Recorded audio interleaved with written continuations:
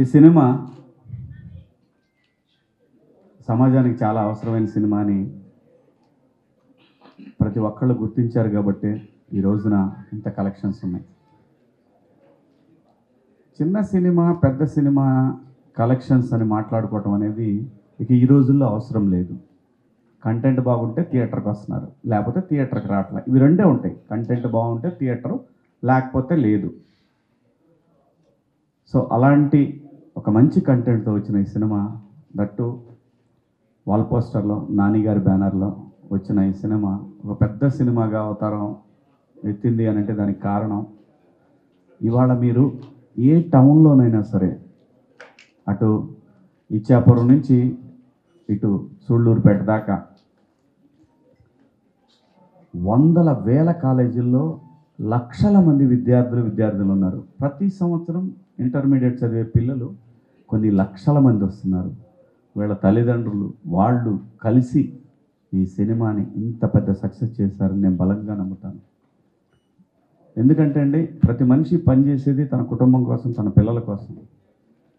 అటువంటి ఒక సినిమా ఒక చిన్న వయసులో, జాబిలి చందు లాంటి వయసులో వాళ్ళు ఎలా ఉండాలి అని చెప్పే ఒక గొప్ప సినిమా అండి ఇది. కాబట్టి ఇంత పెద్ద సక్సెస్ అయింది ఈ సినిమా. ఇంకా మా పరంగా వస్తే, ఆర్టిస్టుల పరంగా వస్తే, నేను ఒక 13 సంవత్సరాల తర్వాత మళ్ళీ ఈ సిల్వర్ స్క్రీన్ మీదకి రావటం జరిగింది. అంటే ఎలా ఉందంటే రెస్పాన్స్ మీరందరూ చూస్తున్నారు, మీమ్స్ వస్తున్నాయి. ఇప్పటిదాకా బ్రహ్మానందం గారి మీమ్స్ వచ్చాయి, ఇప్పుడు బ్రహ్మానందం గారిని కింద పెట్టి ఆయన భయపడుతూ చేసే మీమ్స్ అన్నీ పెడతా ఉన్నారు. సో అసలు బయట నుంచి వచ్చే ఫోన్ కాల్స్ నేను ఏమని చెప్తే షాక్ తింటారు. ఒక్కొక్కళ్ళు అరగంట మాట్లాడినంటే అబ్బా ఆహా ఏది అప్పుడే ఇలాంటి మాటలు అంటారని ఓపిక్గా వింటూ ఉన్నాను. ఎందుకంటే అంత బ్రహ్మాండంగా మాట్లాడుతూ ఉన్నారు సినిమా గురించి. ఒకడు పెట్టాడు నిన్న, ద మంగపతి. వాడు విలనయ్యా బాబు, ద మంగపతి అంటే ఒక ఆయన అనాలిసిస్ ఎంఎస్ఎన్ అని యూకే నుంచి చేశాడు. తన అనాలిసిస్లో మంగపతి గొప్పోడు అంటాడు అతను.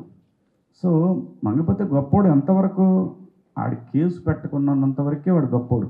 ఆ తర్వాత వాడు పరిదాటాడు. కానీ చాలామంది తల్లిదండ్రులు భుజాన వేసుకున్నారు ఈ సినిమాని.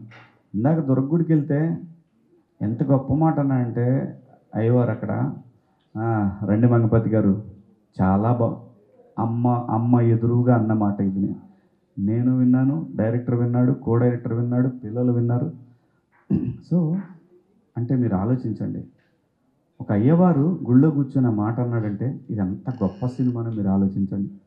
ప్రతి తండ్రి, ప్రతి అన్న, ప్రతి కుటుంబంలో ఉన్న ప్రతి వాళ్ళు కూడా ఆడబిడ్డని అలా కాపాడుకోవాలని, ఆ కుటుంబంతో సంబంధం ఉంటే చాలు, ఆ 2 కళ్ళు కూడా ఆ పాపకి వెనకాల సెక్యూరిటీగా ఉన్నట్టుంటుంది. అలాంటి ఒక గొప్ప రైటింగ్ మా జగదీష్ పెన్ను నుంచి వచ్చింది. నాని గారు దాన్ని యాక్సెప్ట్ చేశారు.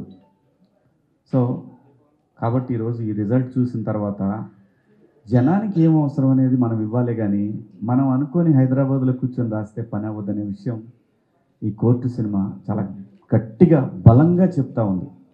మనం రాసే రైటింగ్, సినిమా కోసం మనం రాసే రైటింగ్ అది జనాల్లో నుంచి వచ్చి ఉండాలి. ఒక సేతంపాటలో కూర్చున్న కుర్రాడు ఎన్నో లవ్ స్టోరీలు చూసి, ఎన్నో పంచాయతీలు చూసి, చాలా తన కళ్ళతోటి చూసిన సమాజాన్ని నుంచి ఈ సమాజానికి ఏం కావాలి, ఏం జరుగుతుంది అనే విషయం మీద అద్భుతంగా రాశాడు స్క్రిప్ట్ని. సో రాసిన తనకు తెలుసో లేదో, ఒక మంచి చెప్పాలనుకుని ఉంటాడు, రాసిన తనకు తెలుసో లేదో తెలియదు, కానీ చాలా గొప్ప సినిమా తీసి ఇచ్చాడు తెలుగు సినిమాకి. ఎందుకంటే ఒకప్పుడు న్యాయం కావాలని ఒక సినిమా, అభిలాష కానివ్వండి, ఇలాంటి గొప్ప గొప్ప సినిమాలు తెలుగు సినిమా ఇండస్ట్రీలో మనందరం చూసాం. ఇవాళ నేషనల్ మీడియాలో టాప్ 2025లో టాప్ 5 ఫిలిమ్స్లో ఈ సినిమాని తీసుకెళ్ళి పెట్టారు ఇప్పటికీ. సో కంటెంట్ చాలా అవసరం అండి. ప్రేక్షకులకు కావాల్సింది కంటెంట్. మనం ఏది కూర్చోబెట్టి ఒక 100 మందిని నరికేస్తే చూస్తారనుకోవటం భ్రమ. ఎలివేషన్స్తో సినిమాలు ఆడవు. ఓన్లీ ఒక చిన్న నెత్తురు బొట్టు కూడా లేకుండా ఈ సినిమా ఎంత పెద్ద కమర్షియల్ సినిమా రాశాడండి ఈ అబ్బాయి. సో జనానికి కావాల్సింది కంటెంట్. ఆ కంటెంట్ మీద కాన్సన్ట్రేషన్ చేస్తే తెలుగు ప్రేక్షకులు ఎప్పుడు కూడా సినిమా పిచ్చోళ్ళు, సినిమా విజయవాడ అంటేనే సినిమా, సినిమా తప్పితే ఇంకేం ఉండదు. సో ఇలాంటి ఒక మంచి సినిమాని ఆదరించిన తెలుగు ప్రేక్షకులందరికీ పేరు పేరున ధన్యవాదాలు. అలాగే ప్రభుత్వాలు కూడా ఏంటంటే అండి, ఎక్కడో కూర్చొని చట్టాలు చేసి దాని తర్వాత కింద అధికారులు పంపించేసి వాళ్ళు సంతకాలు పెట్టేసుకొని గ్రాంటెడ్ అని చెప్పి చేతులు ఎత్తేసి 542 మంది 47 సబ్జెక్టు కరెక్షన్ ఓకే అని రాసేస్తే పక్సో చట్టం గురించి ఎవరికి తెలుసండి? ఎంతమందికి తెలుసండి? ప్రతి పంచాయతీలో కూడా దీని మీద డిస్కషన్ జరగాల, గ్రామ సభలు జరగాల, మున్సిపాలిటీ కౌన్సిలర్ బాడీల్లో జరగాల. చట్టాలు చేసేస్తారు, ఆడు చేసింది వీడికి నచ్చదు, వీడు చేసింది ఆడికి నచ్చదు, ఆడు పెడితే వీడు తీసేస్తాడు. ఇలాంటి రోజుల్లో బతుకుతున్నాం మనం. ఇది ప్రజలు ప్రశ్నించే తత్వం వచ్చే వరకు ఇటువంటివి ఆగవు. ఎంతోమంది అమాయకులు బలవుతుంటారు ఇలాంటి చట్టాల వల్ల. దాన్ని అద్భుతంగా చెప్పాడు తమ్ముడు జగదీష్. నాకు మళ్ళీ ఒక రీఎంట్రీకి చాలా గొప్ప ఎలివేషన్ ఇచ్చాడు నా రీఎంట్రీకి. సో తప్పకుండా వీళ్ళందరికీ నేను కృతజ్ఞతలు తెలియజేసుకుంటున్నాను మీ అందరి సమక్షంలో. అలాగే నాని గారికి, ప్రశాంతి గారికి, అలాగే జగదీష్ తమ్ముడు ప్రియదర్శి, వీళ్ళిద్దరూ కొట్టేస్తా మరి. వీళ్ళందరికీ, తెలుగు ప్రేక్షకులందరికీ పేరు పేరున ధన్యవాదాలు తెలియజేసుకుంటూ జై హింద్. Thank you. శివాజీ అమ్మ 13 ఏళ్ల తర్వాత మళ్ళీ రీఎంట్రీ ఇచ్చారు కదా. సో స్టోరీ విన్నప్పుడు మీకు ఏమనిపించింది? బిగ్ బాస్ నుంచి మీరు వచ్చిన తర్వాత చాలా స్టోరీస్ విన్నానని కూడా ప్రీవియస్ చెప్పుకున్నారు. సో ఈ స్టోరీ విన్నప్పుడు మీకు ఏమనిపించింది? అంటే ఈ స్టోరీ విన్నప్పుడు ఖచ్చితంగా నేను చెప్పాను, నేను ఏదైతే ఒక కళ కంటున్నానో ఆ కళకి ఇది నాంది అవుతుందని నాకు అనిపించింది. అంటే నాకు అవసరం లేదు, అబద్ధం చెప్పాల్సిన అవసరం లేదు. ఇన్ని సినిమాలు చేసిన తర్వాత నాకు అనిపించింది, చెప్పాను. కొత్త కుర్రాడు తను షూట్ చేస్తున్నప్పుడు కూడా ప్రొడక్షన్ వాళ్ళకి డౌట్లు వస్తుంటాయి. నేను వాళ్ళని పక్కకు తీసుకెళ్ళి చాలా బలంగా చెప్పాను, నేను నిజాయితీగా, ఇది చాలా పెద్ద సినిమా అవుతుంది, నమ్మండి, అస్సలు టెన్షన్ ఉంటుందమ్మా. సహజంగా ఒక ప్రొడక్షన్ చేసేటప్పుడు ప్రతి వాళ్ళకి, ఇప్పుడు నేను చేస్తున్నా కూడా నాకు టెన్షన్ ఉంటుంది.